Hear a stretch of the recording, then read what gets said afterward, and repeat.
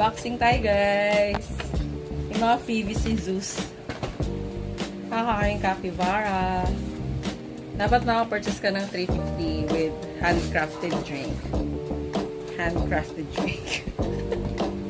Tapos, kung lang bilang handcrafted drink, may may isa pang free na drink. Na may price din siya sa ilalim. Na parang, hindi ko alam kung ano. Basta may mga price. Ito man nabuksan natin. May totoong drink siya. Buksan natin. Ah! Ay, nalagyan ng straw. Ay, takip sa straw. Fun! Kala ko pa naman yung parang keychain. Pero cute na din tama. Takip siya ng straw. May straw and stuff. Bongga. Kasi ito si Capybara. May tatlo siya. Blind box pala to. Ayan, yung tatlong mataba. Kita ba? Nag-blur. Basta yan. So, basta na. Cute ng box.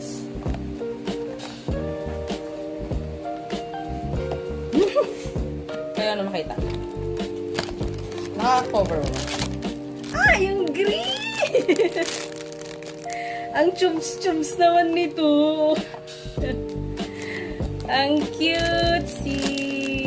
Ayan siya. So, ano to for pick up lang. Wala siya sa delivery. Tapos, meron din yung yung band. Pagka bumili ka ng, meron sila parang special flavor and stuff. Na meron, pwede kang bumili ng cup sleeve for worth, babayaran mo naman yan separately. Worth 100 pesos. Tapos, siya, fuzzy tela. Wait lang, pinakuha ko lang. So, ito siya. Cup sleeve. Oh, what? Cute. Felt, siya. Pwede mo siyang labhanin. Ayan. So, yun.